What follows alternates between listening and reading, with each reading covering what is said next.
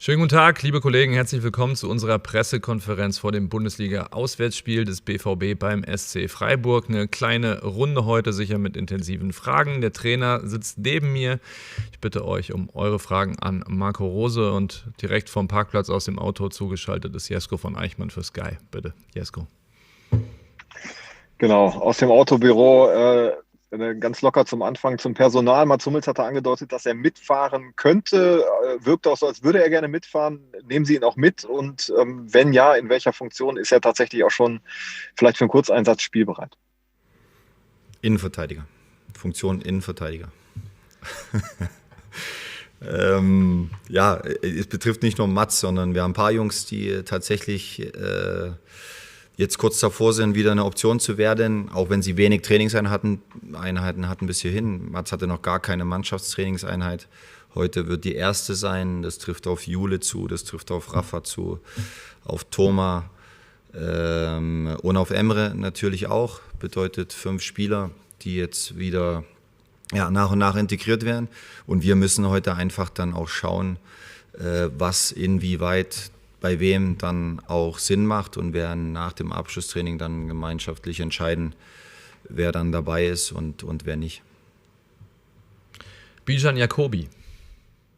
Ja, hallo Herr Rose. Sie haben öfter mal gesagt, dass es in Ihren Reihen viele Spieler gibt, die sich profilieren können. Also als neuer Trainer hat man immer die Chance, sich zu profilieren, sich zu zeigen. Gibt es einen Spieler, der Ihnen besonders positiv aufgefallen ist, der jetzt aber in der Vergangenheit jetzt nicht so die große Rolle beim BVB gespielt hat und der sich vielleicht auch jetzt demnächst öfter mal etablieren kann in der Startelf?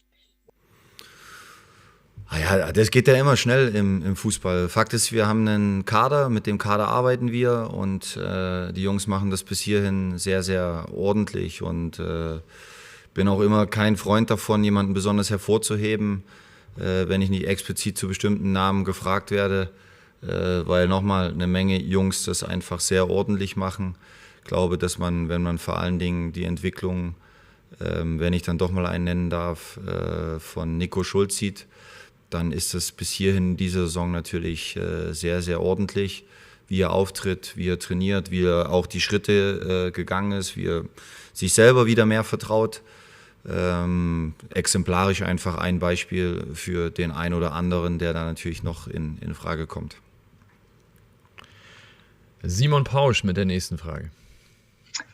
Hallo Herr Rose, Sie wollen keinen Namen nennen, es sei denn, Sie werden explizit angesprochen. Deswegen werfe ich jetzt mal den Namen Jude Bellingham ein. Er ist ja noch relativ kurz dabei nach der Euro, relativ spät gekommen, trotzdem jedes Mal in der Startelf gewesen. Wie erleben Sie ihn, auch vor dem Hintergrund, dass er gerade 18 geworden ist und was schätzen Sie an ihm, sportlich und auch abseits des Platzes?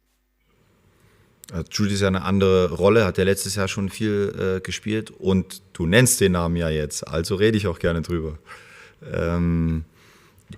Jude ist ein super Junge, sehr wissbegierig, unglaublich ehrgeizig, manchmal fast schon jähzornig, aber eine wichtige Charaktereigenschaft, denke ich, um auf dem Niveau erfolgreich Fußball spielen zu können. Er hat unglaubliche Qualität, hat einen guten Schmäh, also einen guten Witz und dementsprechend ein wichtiger und guter Spieler für uns, den wir trotzdem noch in Teilbereichen auch weiterentwickeln können und das weiß Jude auch, aber deswegen spielt er hier bei uns, um besser zu werden, um uns zu helfen und wir arbeiten jeden Tag dran, dass er noch besser wird.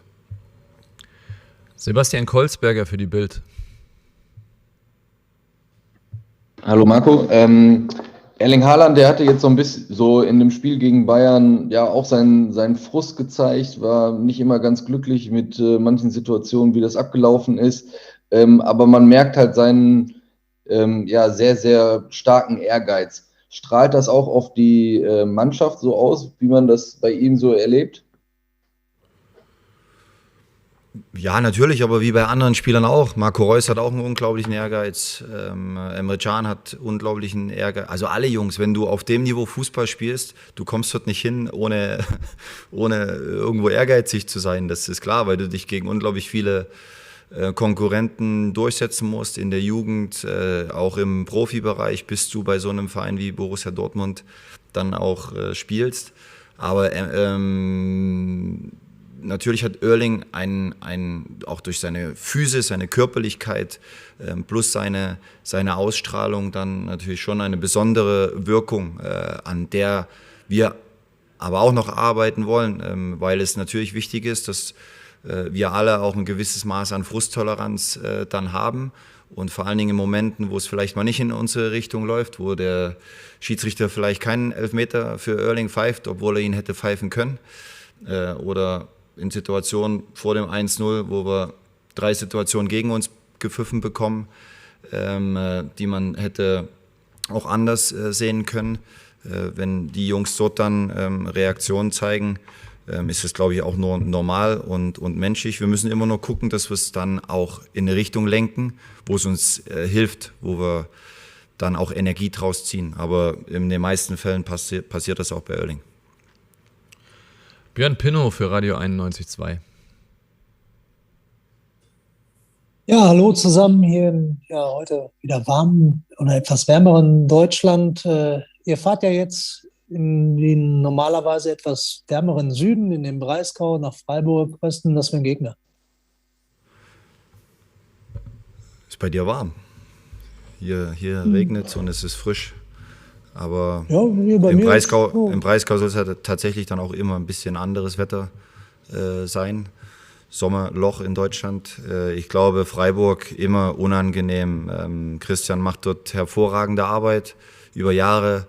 Wir haben jetzt gerade nochmal auch im Trainerteam gesprochen, viele gute Automatismen, im Sommer jetzt auch keine wichtigen Spieler verloren, großartig Santa Maria ist gewechselt, aber ansonsten habe ich großen Respekt vor Christian und dem, was sich der SC Freiburg in den letzten Jahren erarbeitet hat, und vor allen Dingen im Breisgau ist es immer besonders schwierig, taktisch gut mit dem Ball, gegen den Ball, mutig Fußball spielen, trotzdem sehr, sehr aggressiv gegen den Ball und vor allen Dingen auch immer an sich glaubend, auch gegen große Gegner. Und das macht den SC Freiburg dann aus und auch sehr unangenehm für uns. Jetzt war die Fußbodenheizung bei Björn offenbar, da ist er wieder. Ist er doch nicht rausgeflogen aus der Schleife. Hast du die Antwort noch mitbekommen, Björn? Ja, super, alles klar. Wir machen weiter mit Marian Laske von der Funke Mediengruppe. Ja, hallo Herr Rose. Da Mats Hummels ja noch nicht von Beginn an spielen kann und Emre Can ja wohl auch nicht, wird vermutlich wieder Axel Witsel der logische Mann sein in der Innenverteidigung. Oder beurteilen Sie das anders? Und vielleicht auch noch mal ganz kurz, wie sehen Sie bis jetzt seine beiden Spiele auf dieser Position? Ja, sehr positiv. Also ich glaube, Axel hat uns Stabilität gegeben. Das ist erstmal der wichtigste Faktor. Und natürlich dann aber auch seine fußballerische Klasse, seine Ruhe und Klarheit. Natürlich sieht man in bestimmten Situationen, dass Axel kein gelernter Innenverteidiger ist. Vor dem 2-1 gegen die Bayern hat er die Tiefe nicht ganz so gesichert gegen das 1-gegen-1 am Flügel, wie das wahrscheinlich ein gelernter Innenverteidiger gemacht hätte. Aber das ist unsere Situation, dass wir gegen den FC Bayern München in Bestform dann hinten doch ein bisschen rotieren mussten und schauen mussten, wie bekommen wir das hin. Aber ich bin sehr, sehr zufrieden mit den Auftritten von Axel, mit der Art und Weise, wie er uns geholfen hat, seine Körpersprache, was er ans Team dann an Energie auch ausgesandt hat. Also dementsprechend kann man erwarten, dass Axel, wenn nichts Außergewöhnliches passiert, dann auch morgen wieder Innenverteidiger spielen wird. Cedric Gebhardt für die Ruhrnachrichten. Ja, hallo zusammen. Es ist ja, wenn ich mich nicht täusche, das drittletzte Heimspiel im Dreisamstadion. Verbinden Sie als Spieler oder als Trainer irgendeine besondere Erinnerung an eine Partie im Dreisamstadion?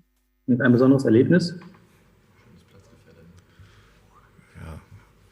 Ich habe mein erstes Bundesligator in Freiburg geschossen und es war auch ein schönes und wichtiges gegen Richard Goltz damals noch, weiß ich.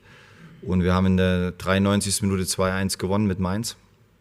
War ein gutes Gefühl. Gab es dann auch ein paar Kaltgetränke danach im Bus. Also bedeutet, dass ich dann schon auch angenehme Erinnerungen habe. Ansonsten ist es dort nochmal immer schwierig zu spielen. Aber ich finde, die Entscheidung vom SC Freiburg auch für ihre Fans sehr, sehr gut. Es hat einen gewissen Charme auch, nochmal im alten Stadion, nicht komplett unter Corona-Bedingungen, dort sich zu verabschieden. Das finde ich gut, richtig. Und wir werden sicher morgen nochmal zu spüren bekommen, dann auch, was es bedeutet, dort zu spielen. Bijan Jacobi. Ja, dann würde ich gerne noch einen Namen in den Raum werfen, nämlich Marius Wolf, der beim 1. FC Köln als Führungsspieler agiert hatte, sehr auffällig, sehr erfolgreich war. Wie würden Sie seinen Status jetzt in der Mannschaft bewerten und wäre er eine echte Alternative auf der rechten Abwehrseite? Ja, Marius habe ich ja sehr, sehr angenehmen Typ kennengelernt.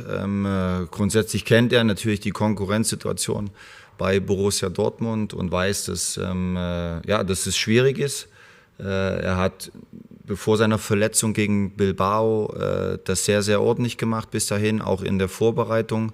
Und im Moment hat er sich zurückgekämpft. Er ist relativ schnell wieder eingestiegen, trotz Bänderriss, was natürlich für seinen Willen und seinen Ehrgeiz auch spricht. Man merkt ihn im Moment gerade noch ein bisschen an, dass da doch noch ein bisschen was auch hängen geblieben ist. Schmerzen sind wahrscheinlich keine mehr da, aber trotzdem ist das Band natürlich noch nicht ausgeheilt. Und dementsprechend muss sich Marius zeigen in jedem Training und dann entscheidet der Trainer oder das Trainerteam, ob er mit dabei ist oder nicht. Jesko, bitte. Jetzt komme ich auch noch mal mit einem Namen, den ich am Montag schon auf dem Zettel hatte. Thomas Delaney, die Anzeichen verdichten sich, dass er wechseln wird. Wird er noch mit nach Freiburg fahren? Ist er dann noch ein Teil Ihrer Überlegung? Hatte ich ja letzte Woche schon was dazu gesagt. Möglicherweise haben sich dann doch ein paar Dinge geändert, aber alles nochmal Gerüchte, die wir nicht kommentieren.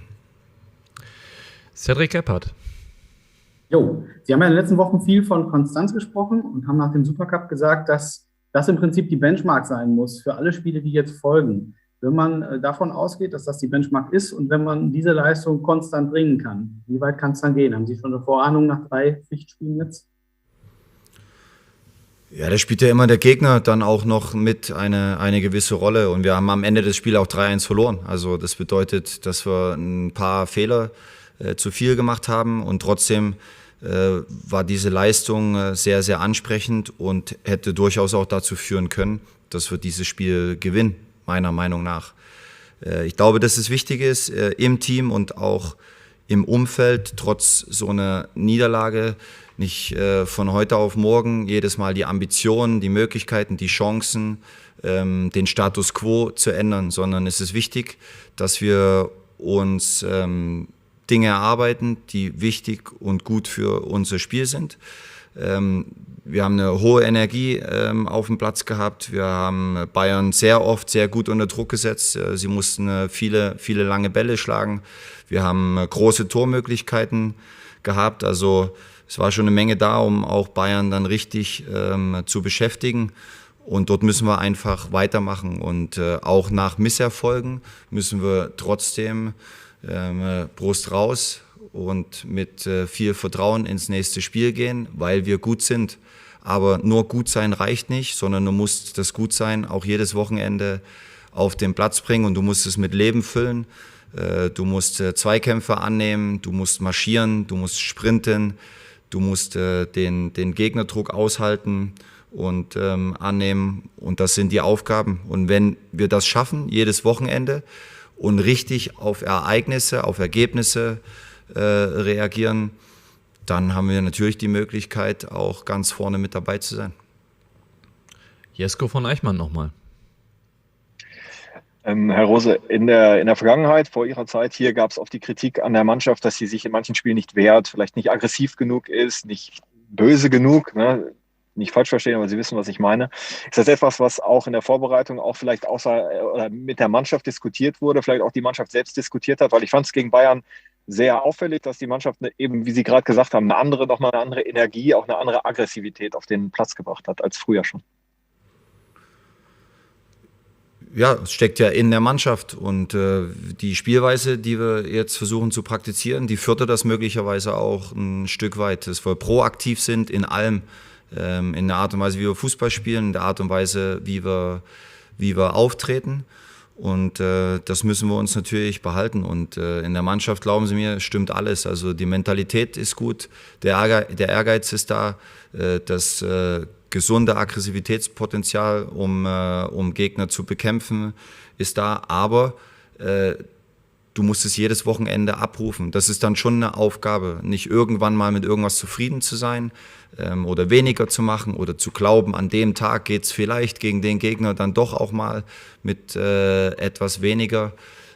Das ist die Aufgabe, der wir uns stellen müssen. Aber die Mannschaft in der Summe ist schon schwer in Ordnung. Und ich glaube auch, dass es wichtig ist, dass man den Jungs das Vertrauen schenkt und ihnen auch zeigt, dass man daran glaubt, dass sie so auftreten können und nicht ständig nach einem Spiel, wo vielleicht mal das Ergebnis nicht stimmt, dann grundsätzlich wieder alles in Frage stellt, weil am Ende des Tages sind es Menschen und nicht jeder Tag ist wie der andere, aber wir müssen natürlich versuchen, die Tage, an denen wir bereit sind, alles abzurufen, die müssen wir